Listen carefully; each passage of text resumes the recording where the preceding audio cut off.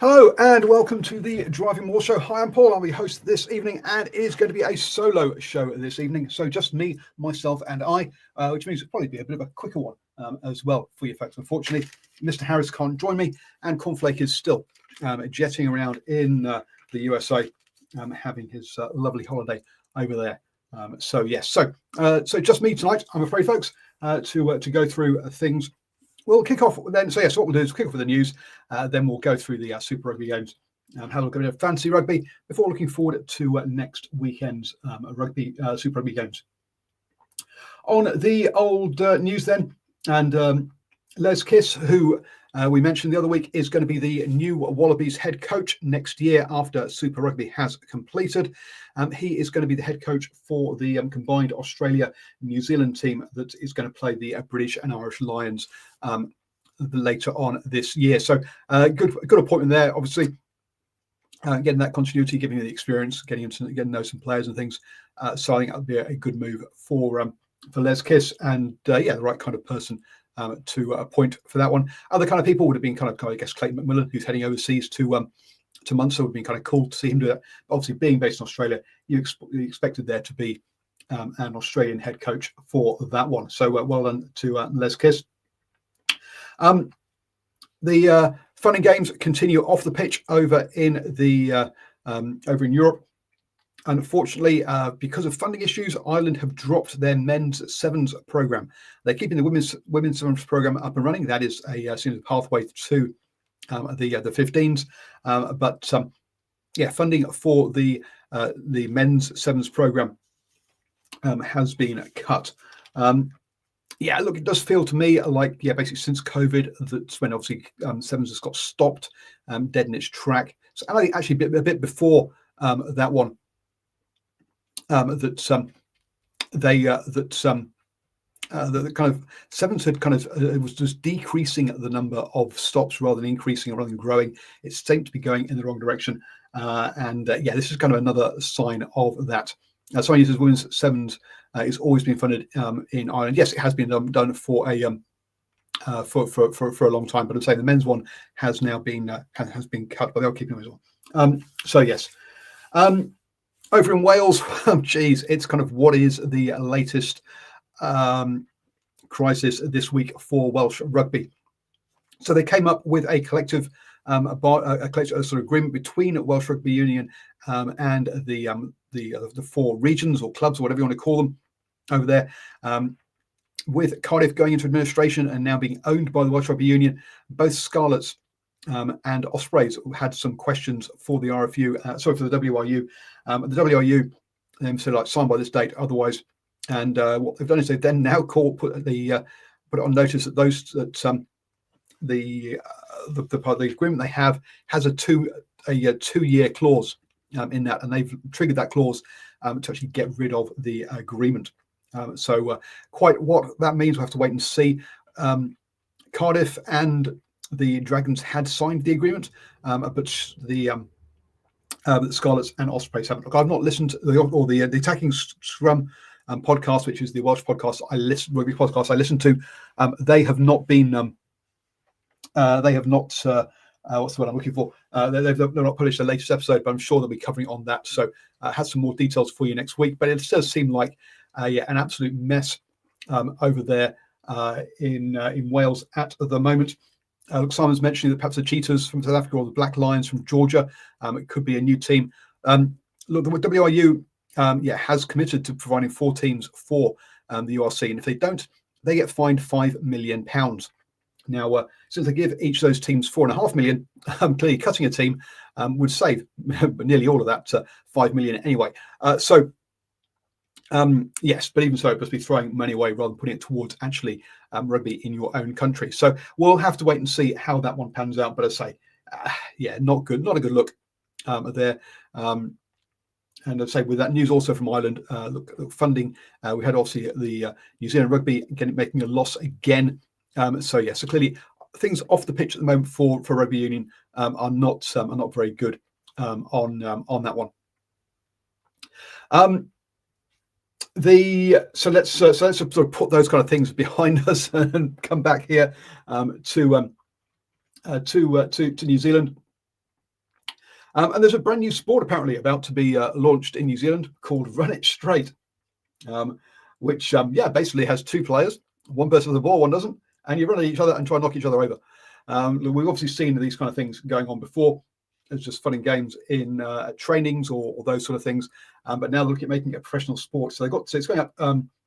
It's going to have 2 days of it, with the winner getting £20,000 or basically, at least it's to $20,000 in the prize pot. Apparently, then they go on to the sort of the grand final thing, which is supposed to have $200,000. But look, we'll see if that ever actually even happens. Let's be honest on that one. Look, I mean, with us trying to reduce brain injuries and concussions and stuff, I think having two players just running straight at each other, perhaps not the most clever idea in the world. But then again, they had that stooping slapping competition, didn't they? Which also, or sport, which also is clearly all about concussions and head injuries. So there we go. So anyway, we'll see if Run It actually takes off or not. I just can't see it. To be honest with you, it doesn't seem to have much. It seems a very limited sport. Let's be honest. But it says it's born to go viral, built to break limits.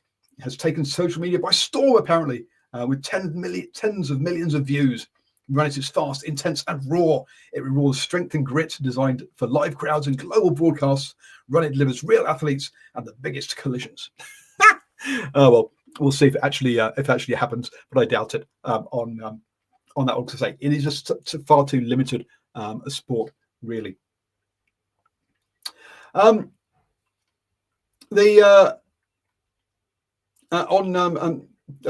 kind of off-field news. New Zealand Rugby were going to prioritise the under-18s ahead of the New Zealand secondary schools team, and all the headmasters have come out and complained and said it's and so New Zealand Rugby has backtracked now, and will go with the secondary schools one. So yeah, so if you're a kid who's dropped out of school and is playing at your local rugby club, or if your school you go to doesn't have a first 15s team, well, good luck if you want to actually get through and become a rugby player, because hey, it's all set up around those people who can afford or who can get scholarships to go to first 15 schools. Otherwise, tough. Yeah, I'm not, as you can probably tell, I think it's been the elitist approach, so I'm not a great fan of it. But hey, it is definitely the traditional approach, and that team has a lot of tradition about it. There was the idea of them having it as being one of the three feeder teams, where the other two teams were going to be the New Zealand Barbarians and the under-18s marry. I think the New Zealand under-18s marry the New Zealand Barbarians under-18s, and the secondary schools team were going to be the sort of three feeder teams. But unfortunately, it doesn't look like it's going to happen. They've backtracked on that one, and the secondary schools team will still be the one that goes over to Australia to play the under-18s Wallabies for that one. So that's a roundup of the kind of news that is bouncing around the traps. So let's jump into the round 14 of the competition. Look, we're coming to the sharp end here. We've only got two more rounds after this, 15 and 16.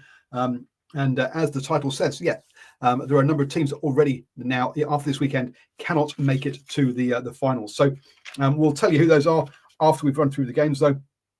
And our first game on Friday was the Hurricanes versus the Highlanders. Highlanders made a cracking start with Lowe appearing around the back of the ruck. And with a quick pick and go by the winger, he went over under the posts to score a try and give them a 7-0 lead. This was a bad game for the Highlanders, for the Hurricanes, as far as injuries go, and they lost Iosi, who has been a good player for them at the moment, and that sees him out, probably out for the rest of the season with an ankle injury early on in this one.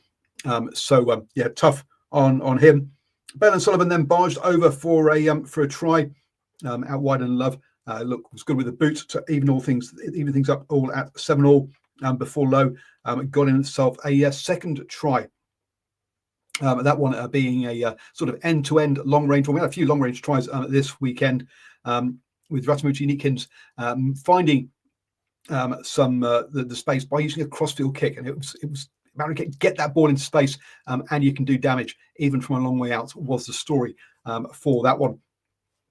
I think it was a bit of a harsh yellow card for Toso Anawe. I think he was bent to the hips.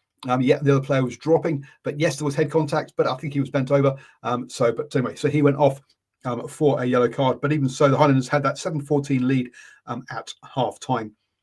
They survived the yellow card with the Canes having 2 disallowed tries, one for a forward pass and another one knocking it on in goal. So clearly the Canes were creating opportunities. And with 11 clean breaks in this game to only 2 by the Highlanders, in this one, as I say, they had opportunities to score, and that forced them to take 3 points in the end. And this did become a game of taking threes. Sorry, before that 3 points, we did have Cam Roygard going over for a try. When it was thrown more, the Canes were happy to throw it wide in that one. They were happy to throw it wide a few times. But yes, so that evened things up at 14 all. That penalty took the lead. The Highlanders did come back, knocking over 2 of their own threes to take the lead, going into after the buzzer. But after the buzzer, Cam Roygard had a quick quarterback sneak, as it were, from the back of a ruck over under the posts, and that managed to steal things for the Hurricanes. But boy, oh boy, they did leave it late with that one. There are some there are some stats I'm going to want to throw out here on every game, because there's some points I want to make them later on. So offloads in this one, 15 by the Hurricanes and only 6 by the Highlanders. On the old discipline side of things, even though we had lots of threes being knocked over, it was 9 penalties all. So both of them below 10, which is a pretty good score on that one. Kicking though, 23 kicks from hand by the Hurricanes, 34 from the Highlanders, and that again with people like Ruben Love in the backfield, that is a dangerous approach for you to take, I think, for the Highlanders with that one. And also the Highlanders here, 30 missed tackles. That's a whole bunch in this one, only 20 by the Hurricanes. So the Hurricanes with a good result there, and that meant it was the end of the road for the Highlanders. The rest of their season now is going to be just for pride. They can no longer make it into the finals. Next up, we headed across the ditch for the Waratahs, who hosted the Crusaders, and obviously the Crusaders on a good streak and at the top end of the table. Braden, this one we had a couple of other sort of fringe players who got game time. Johnny McNichol scored out wide, and Braden Ennell got a interception and ran it back for a try.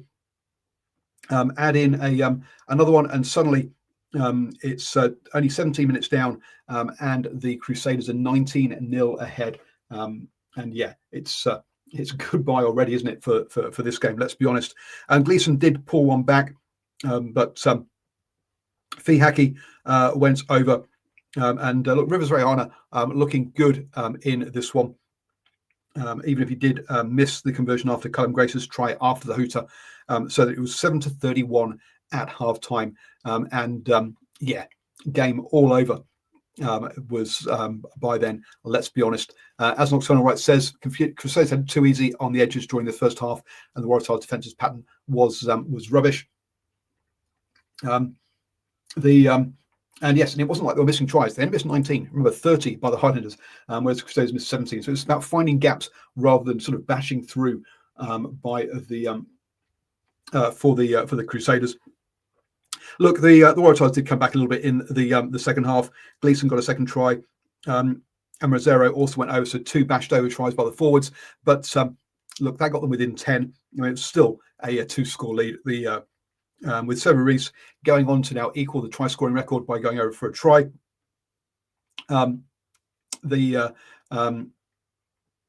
pulled the Crusaders back out. Lancaster did dive over one in the corner, narrowing it down to 10 points again. But O'Connor put over a penalty, and Tom Christie also scored. Look, the Crusaders kept the Waratahs at arm's length in that second half, and in the end, and Chris that score. And then there was a late try by Riley, but look, and by then that was way too little, too late at the end there.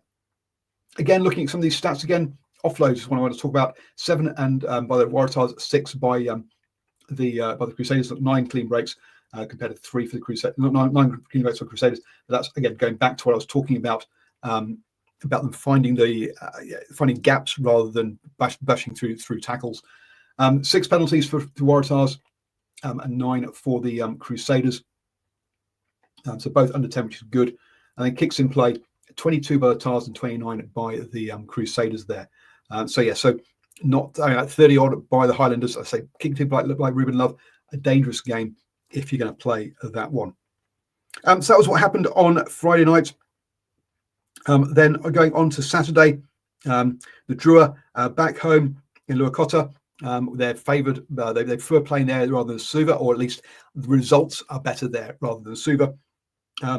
Up against the Force. Now the Force did score early on with a try to Tompkinson, but that came from the Drua pass, missing hands and going to grass for them to go back for that.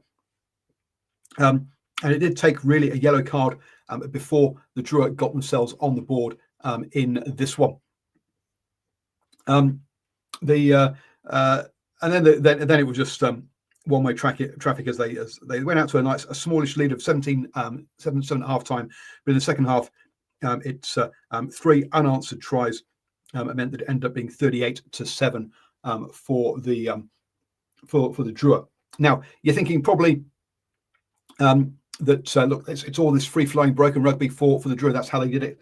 No, look, I mean, their first 2 tries in the second half were both sort of bash overs by forwards rather than free-flowing. And this is why I want to talk about offloads. Only 6 by the Drua, which compared to which I think was one of the lowest of the weekend. 10 by the Force. So they're not doing it it's not that helter-skelter rugby that we're talking about, even if those passes did go to grass, which kind of didn't really help things for them. But boy, did they dominate this one. Only 66 tackles they had to make, 146 by the Force. Yeah, the Force managed to do all of the work in this one. And kicking, 23 by the Drua, 16 by the Force. They kicked well because not only did they kicked more, but they also had better possession for the Drua.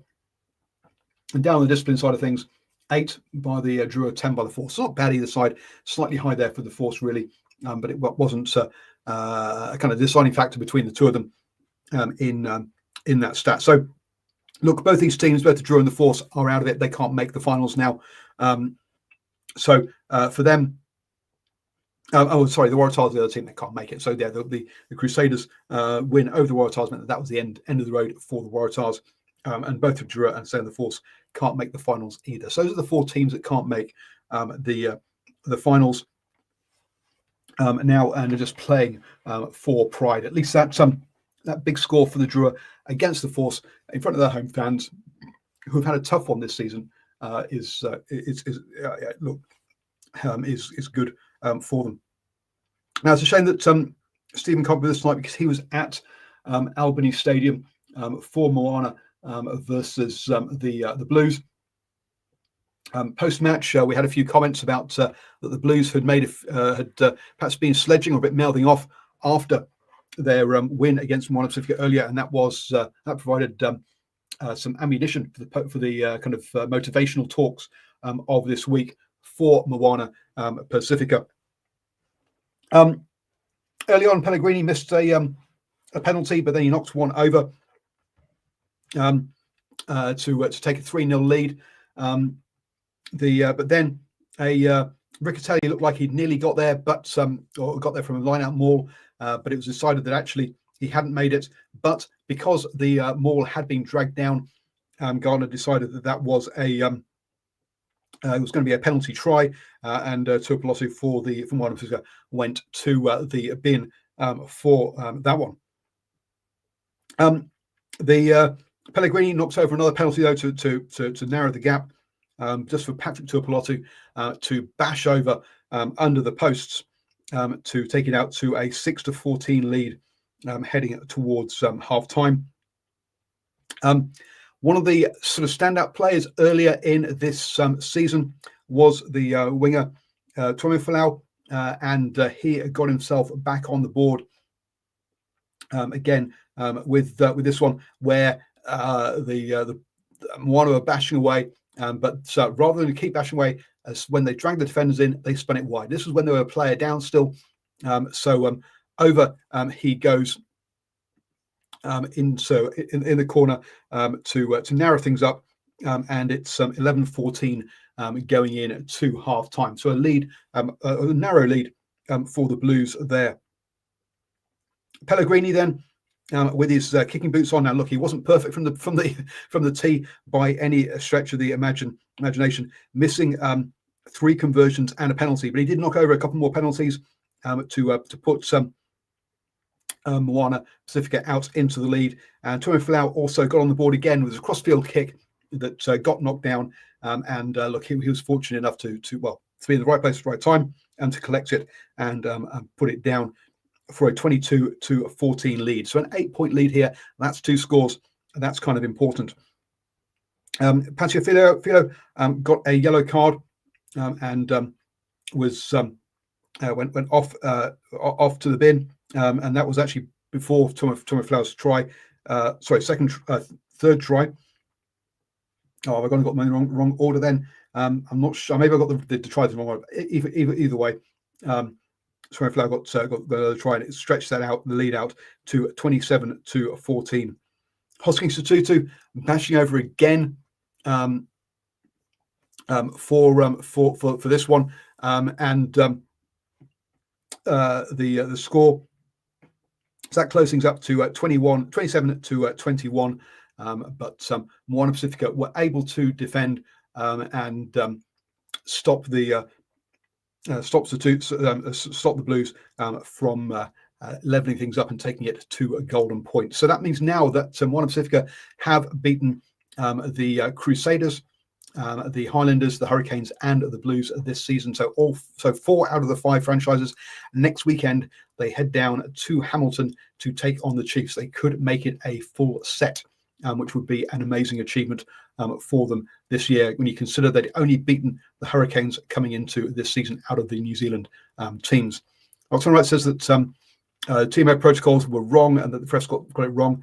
I'm not sure which one that is. That's probably around the penalty try. I think about that one. There was some controversy around that. So this one ended up, we had 3 tries all, and actually taking your penalties was key for this one. On the offloads, 9 from Moana and 6 from the Blues. So again, look, 6 the lowest, same as the Fiji and Drua. Moana Pacifica more than that. But discipline here: 9 for Moana Pacifica, 14 for the Blues. I think that is a weekend high there, and a key issue here as to why they lost this game. Let's say 3 tries each, but they lost by 6 points in that one.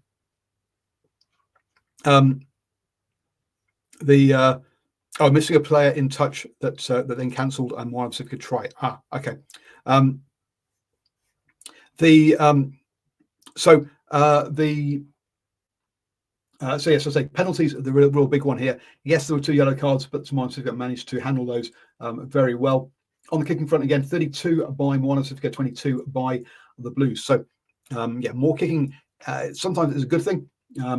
You'd think with people like Bowden Barrett in the backfield, you'd be able to take advantage of that. But clearly the Blues couldn't in this one. And look, it was a pretty even contest, 180, 187 tackle-wise. There were a lot of even things in this one, which probably, I think they scored the same number of tries, didn't they, in that. So, But yeah, Artie Surveyor got man of the match for this one, had an amazing game. And that also makes him Super Rugby Player of the Season with 2 rounds left to go. So that's already been announced. Yeah, he's already racked up enough points to win that competition. Interesting that they're doing it differently to how the NRL do it, where they actually they don't announce the points for the last few rounds, so that it's a bit of a up in the air as to who actually won it.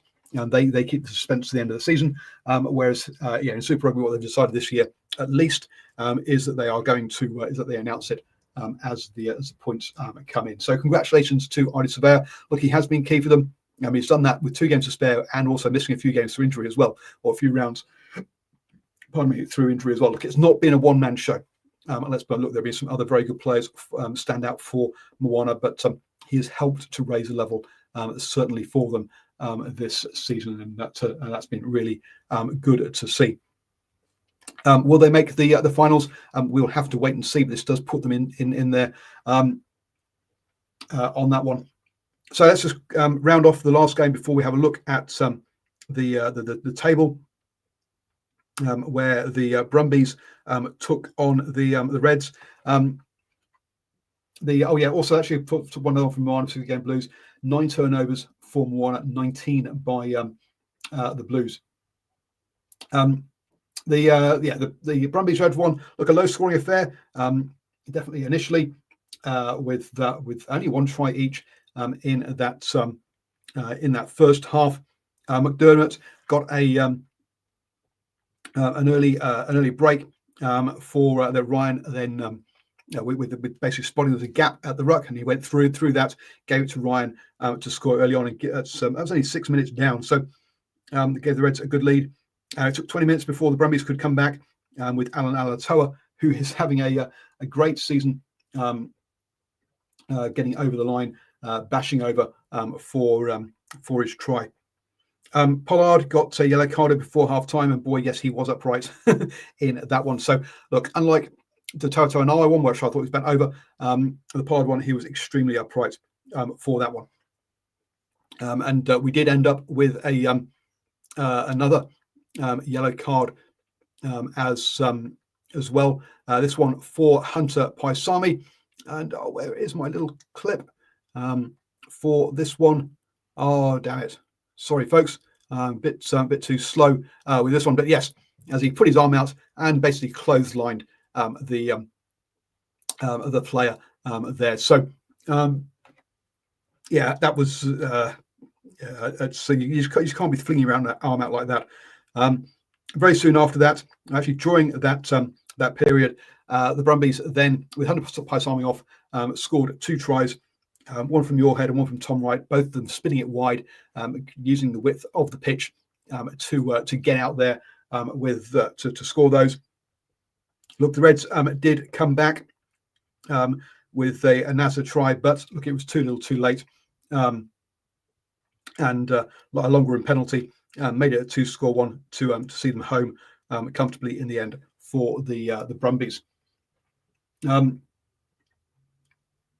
The discipline, again, another big one in this one, only 6 for the Brumbies, whereas 12 for the Reds. So if you think, was it only 3 teams got into double figures this week, which so yeah, so both Reds, Blues, their penalties really were big ones for them. Kicking only 15 each in this game, so not much kicking in this game compared to some of the other ones in particular for that. And then offloads 2 and 11 by the Reds. 11 by the Reds. So sorry, the Fijian and Drua were not the lowest with the offloads, because say the Brumbies had 2, but they only did. But remember, it was very low by the Drua. So with 2 rounds left to go, that means we have the Brumbies top of the table with that win on 43 points. Next up is the Chiefs and the Crusaders, both on 11 points. They've both got 9 wins, which means that the tiebreaker is actually points difference, which sees the Chiefs on 136 plus 136 compared to Crusaders plus 95, means they're just ahead. The Brumbies have played 1 more game, so they have to have a bye between these last 2 rounds, whereas both the Chiefs and Crusaders have got 2 more games to play. So It's not in the Brumbies' court, but look, at least they've got the points on the board. A long way back then, 9 points back behind the Crusaders are the Queensland Reds in 4th place. So look, very unlikely that they will close that gap. So the top 3 are looking like Brumbies, Chiefs and Crusaders for hosting those playoffs in the opening round of the playoffs. 2 points behind the Reds are the Hurricanes on 30. And then another 2 points back are Moana Pacifica rounding out to the top 6.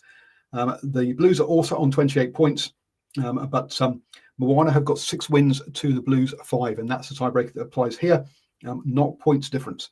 And so Moana are ahead of the Blues on that one. The Blues, though, have only got 1 more game to play, whereas with the Reds, the Hurricanes, and Moana Pacifica have all got 2 games left to play. So it is out of the Blues' hands at this point as to whether they make the playoffs or not. The 4 teams then that are out of the playoffs, you've got the Waratahs and the Force both on 22 points. So 6 points behind the Blues. The Drua on 20 points have lifted themselves off the bottom of the table with that win, with the Highlanders in last place on 19 points with just 3 wins there. So as I say, the Brumbies, Chiefs and Crusaders all guaranteed home in the opening round of the playoffs. But we'll have to see whether the Reds, 3 out of the Reds, Hurricanes, Moana Pacifica and the Blues will go through from that one. Simon says the Force actually had a decent season with their 4 wins and a draw. Yeah, absolutely. They've not looked like being last place, but I mean, they might slip that way. They're on a bad run at the moment. They've had a draw and 4 losses in their last 5 games. So a poor run of form. I think they've started well and have slipped away. I'll probably say the same things for the Waratahs. Didn't they start off with 3 home wins from memory? And they've got 1 win and 4 losses in the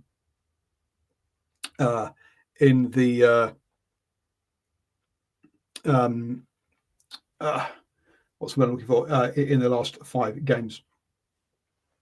So that is that's the state of play in the table.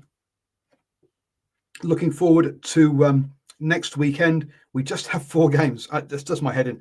Here we are at the pointy end of the season, and we've got 3 teams sitting out. To me, that does not make sense. But we start on Friday night with the Crusaders versus the Highlanders. Look, the Crusaders strong favourites here at $1.13. The Highlanders on $5.25. Yeah, Simon said we did talk about US team being in Super Rugby last week. We did. Yeah, I'm not sure that would work. But it's more about the schedule. We could have 5 games this weekend, but for some reason we've only got 4. And at the point end of the season, to me, that doesn't make sense. Crusaders strong favourites there at home, and you'd have to say that the way that the Highlanders are going, that will be a home win. Cracking game, an important game as far as the playoffs go, is next up on Friday night with the Reds hosting the Hurricanes. The Reds $1.77 are slight favourites of the Hurricanes on $1.97. The Hurricanes with more injuries. That is a problem for them. They're on a good run though, with a draw and 3 wins in their last 4 games for the Hurricanes.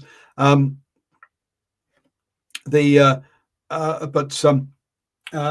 Queensland Reds are on a run at the moment of loss, win, loss, win, loss, which means the next one should be a win.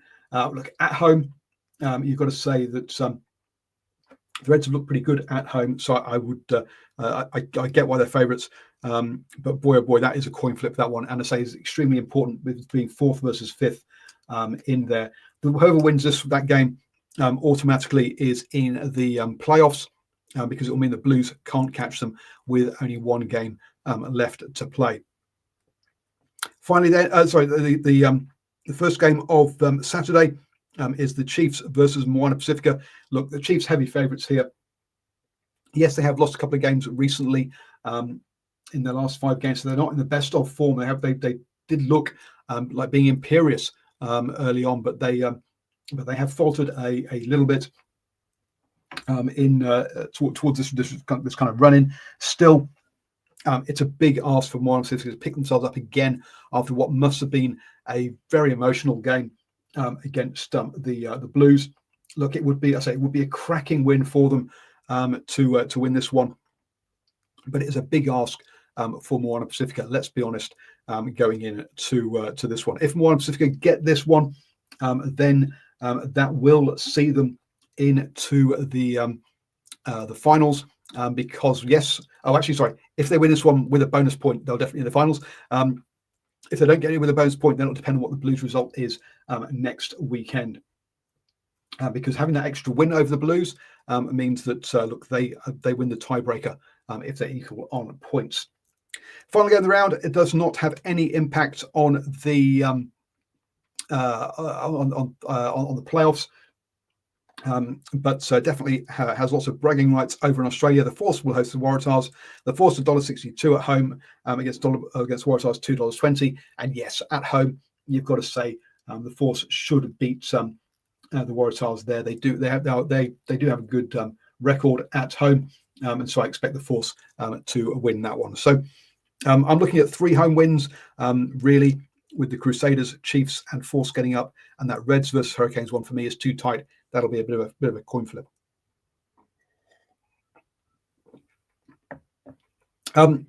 Looking into the last round, very quickly at the last round of the season as well. Here about who's going to make it. So the Highlanders host the Chiefs. So I'm going to say the Chiefs with the Moana Pacifica at home and then the Highlanders away.